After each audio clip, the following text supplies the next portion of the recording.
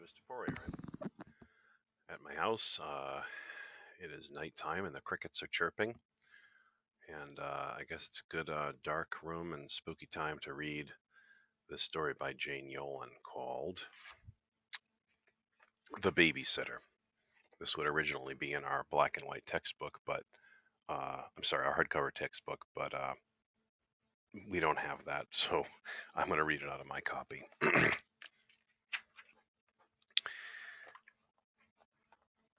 Hillary hated babysitting at the Mitchells' house, though she loved the Mitchell twins. The house was one of those old, creaky Victorian horrors, with a dozen rooms and two sets of stairs. One set led from the front hall, and one, which the servants had used back in the 1890s, led up from the kitchen. There was a long, dark hallway upstairs, and the twins slept at the end of it. Each time Hillary checked on them, she felt as if there were things watching her from behind the closed doors of the other rooms, or from the walls. She couldn't say what exactly, just things. "Do this," Adam Mitchell had said to her the first time she'd taken them up to bed. He touched one door with his right hand, the next with his left, spun around twice on his right leg, then kissed his fingers one after another. He repeated this ritual 3 times down the hall to the room he shared with his brother, Andrew. "Once a night and you're all right," he sang in a Munchkin voice. Andrew did the same. Hillary laughed at their antics. They looked so cute, like a pair of 6-year-old wizards or pale little clones. She couldn't decide which. "You do it, Hillary," they urged. "There's no music, guys," she said, "and I don't dance without music." "But it's not dancing, Hilly," Adam said. "It's magic." "It keeps them away," Andrew added. "We don't like them. Grandma showed us how. This was her house first, and her grandmother's before her. If you do it, they won't bother you." "Well, don't worry about them," Hillary said, "or anything else. That's what I'm hired for, to make sure nothing bad happens to you while your mom and dad are out." But her promises hadn't satisfied them, and in the end, to keep them happy, she banged on each door and spun around on her right leg, and kissed her fingers too. It was a lot of fun, actually. She had taught it to her best friend, Brenda, the next day in school, and pretty soon half the kids in the 9th grade had picked it up. They called it the Mitchell March, but secretly Hillary called it the spell. The first night's babysitting, after they had danced the spell all the way down the long hall, Hillary had tucked the boys into their beds and pulled up a rocking chair between. Then she told them stories for almost an hour until first Adam and then Andrew fell asleep. And one night she'd become their favorite babysitter. She had told them baby stories that time. The 3 bears and the 3 billy goats gruff, and the 3 little pigs, all with sound effects and a different voice for each character. After that, she relied on TV plots and the books she'd read in school for her material. Luckily, she was a great reader. The twins hated to ever hear a story a second time, except for The Golden Arm, the jump story that she'd learned on a camping trip when she had been 9. Adam and Andrew asked for that one every time. When she'd asked them why, Adam had replied solemnly, his green eyes wide, "Because it scares them." After she smoothed the covers over the sleeping boys, Hillary always drew in a deep breath before heading down the long, uncarpeted hall.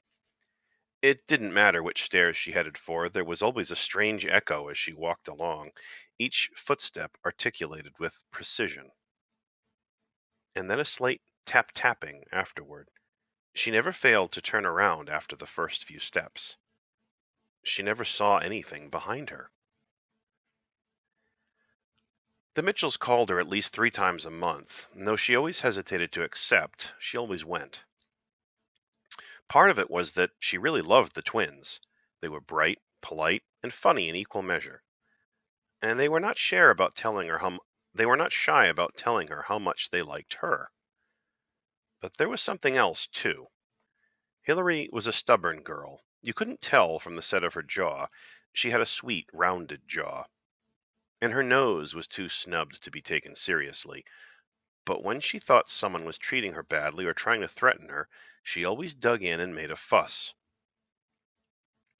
Like the time the school principal had tried to ban miniskirts and had sent Brenda home for wearing one. Hillary had changed into her Hillary had changed into her junior varsity cheerleading uniform and walked into Mr. Golden's office. "Do you like our uniforms, sir?" she had said quietly. "Of course, Hillary," Mr. Golden had answered, being too sure of himself to know a trap when he was walking into it. "Well, we represent the school in these uniforms, don't we?" she had asked. "And you do a wonderful job, too," he said. Snap, the sound of the closing trap. "Well, they are shorter than any miniskirt," she said. "And when we do cartwheels, our bloomers show. Brenda never does cartwheels."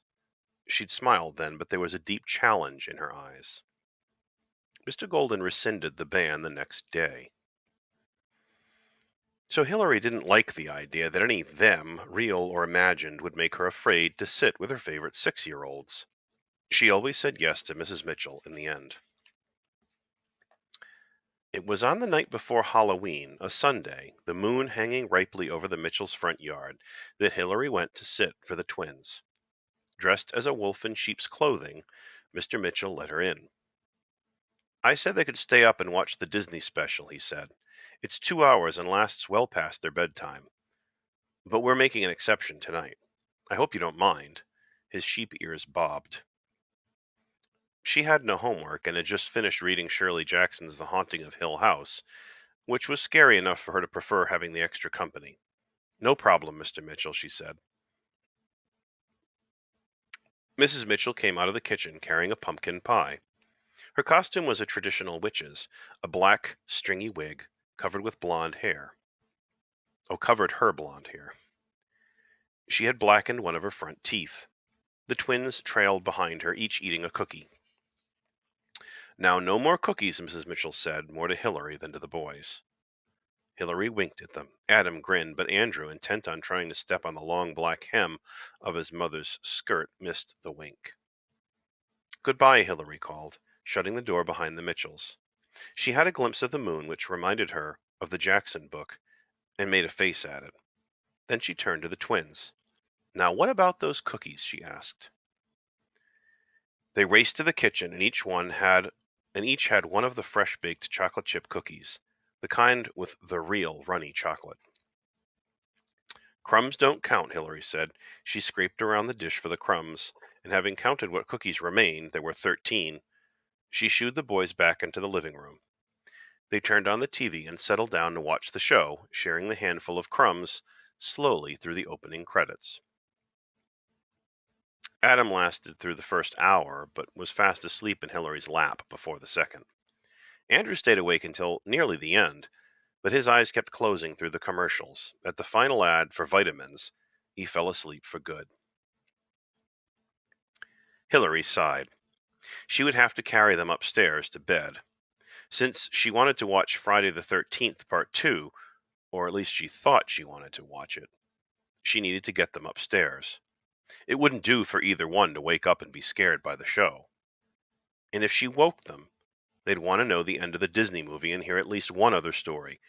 She would miss her show. So she hoisted Adam in her arms and went up the stairs.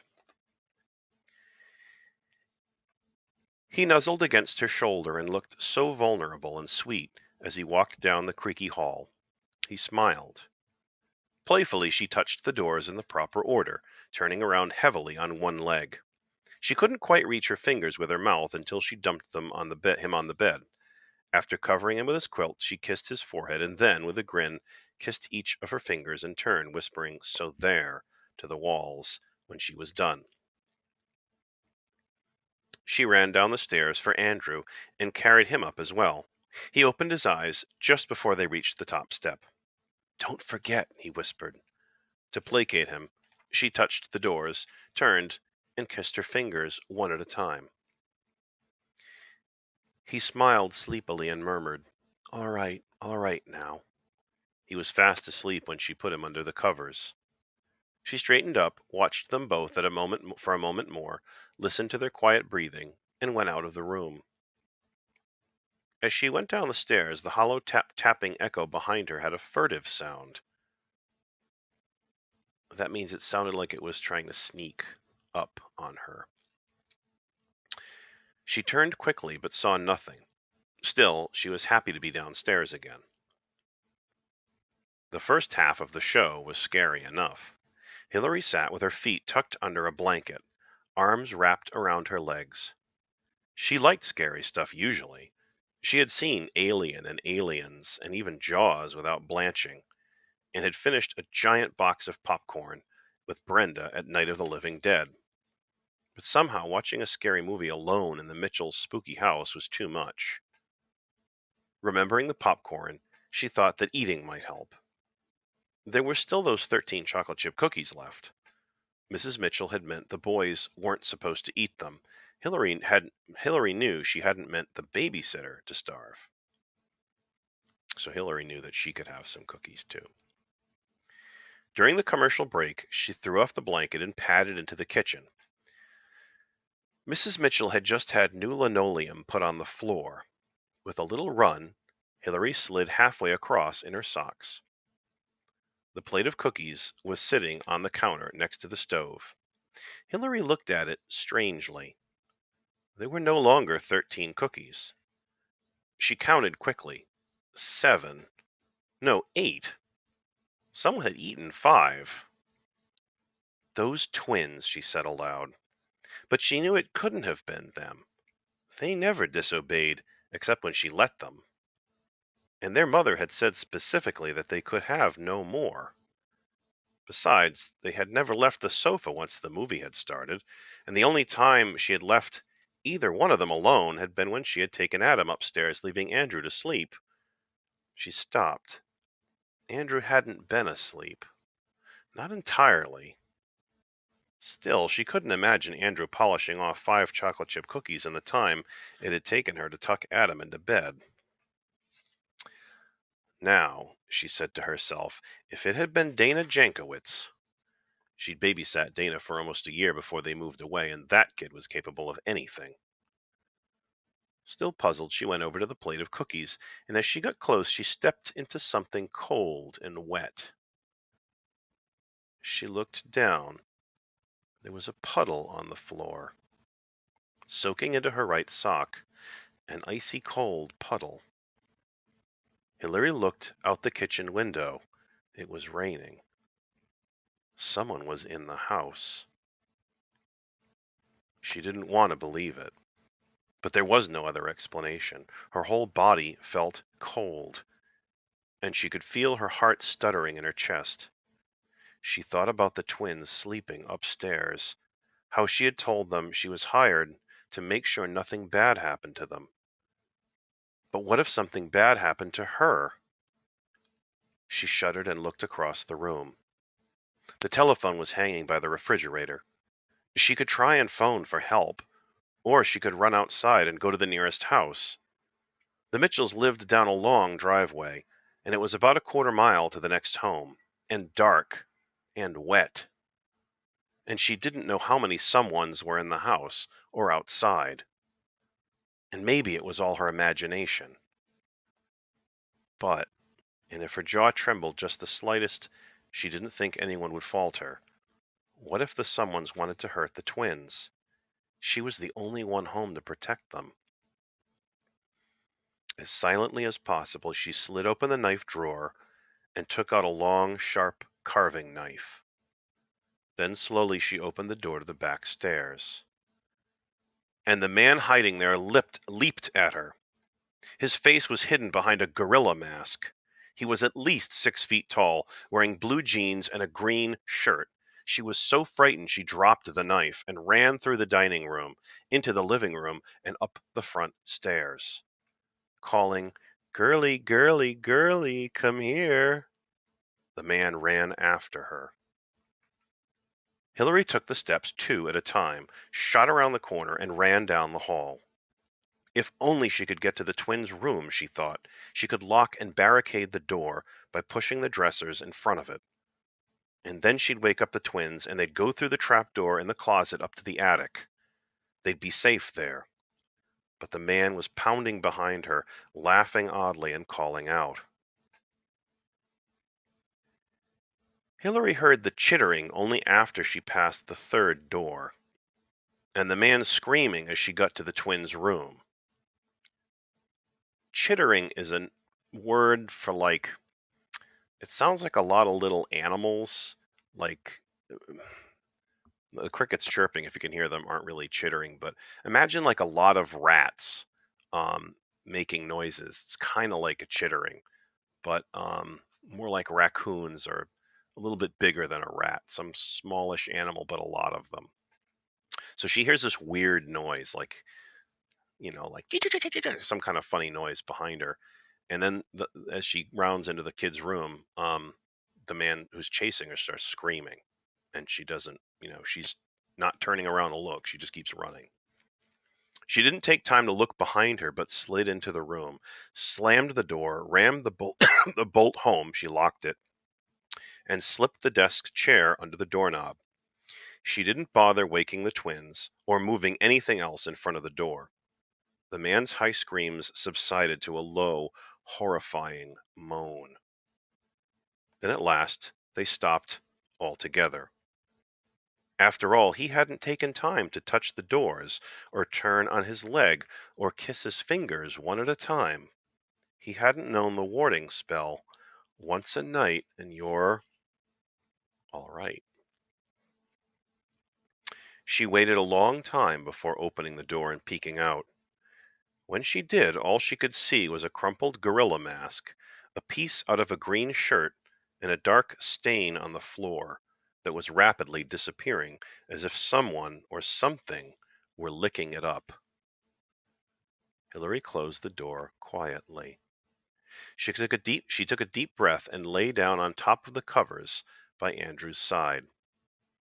Next time she came to babysit, she wouldn't tell the Golden Arm story. Not next time or ever.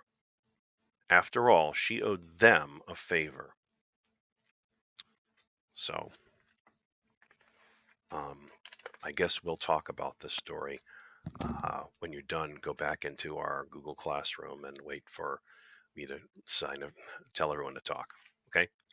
I will be chatting with you in a minute or two, I hope. Bye. How do I stop? Here we go.